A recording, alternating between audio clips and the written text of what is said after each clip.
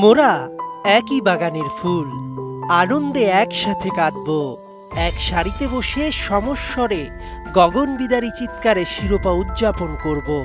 এই ট্রফির ভার বইতে যে পারে না সবাই। কিছু না থাকা থেকে সব আছে। মাঝের সময়টায় সাপোর্ট করে গেছেন যারা, তারাই তো আসল সাপোর্টার। সপ্তম সুরে গাহ তবে তান। আজ আর্জেন্টিনার দিন। সপ্তম স্বর্গে আবারও পা মেসির জয়গান। আর্জেন্টিনা কলম্বিয়া কোপা ফাইনাল ম্যাচটা যেন একটা বিরহের মুভি, যেখানে শুরু থেকেই টার্গেট ছবির নায়ক মেসি। বারবার শত্রুরা আঘাত করেছে, মেসি ফিরে এসেছে বারবার দুর্দণ্ড প্রতাপে। দ্বিতীয়ার্ধে আর পারল না ৩৭ বছরের শরীরটা। পা ফুলে ঢোল, ছবিতেই বোঝা যায় আঘাতের তীব্রতা। রিপোর্ট বলছে মাঠের বাইরে থাকতে হবে কমপক্ষে ৩ সপ্তাহ। বাইরে তখনও লাখো মানুষের পদার্পণ। সৃষ্টিকর্তা যেন মানুষের প্রার্থনা শুনলেন।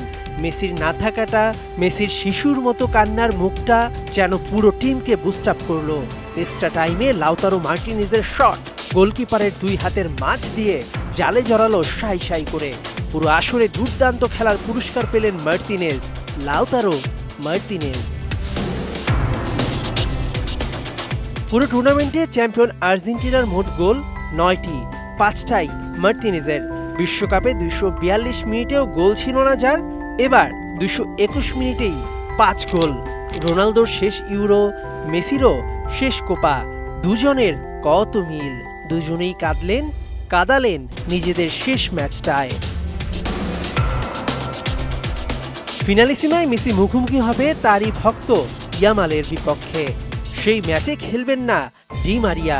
কেউ চলে যায়, কেউ জন্ম নেয় ইতিহাসের পাতায়। কোনো পরিসংখ্যান শুনতে এদিন ভালো লাগবে না। লিখে নাও তুমি স্মৃতির পৃষ্ঠা জুড়ে আজকের দিনটাকে। লিখে নাও তুমি গভীর অনুভূতিতে। এ যে কেবল আনন্দের দিন, স্রেফ আনন্দের। চলছে চলুক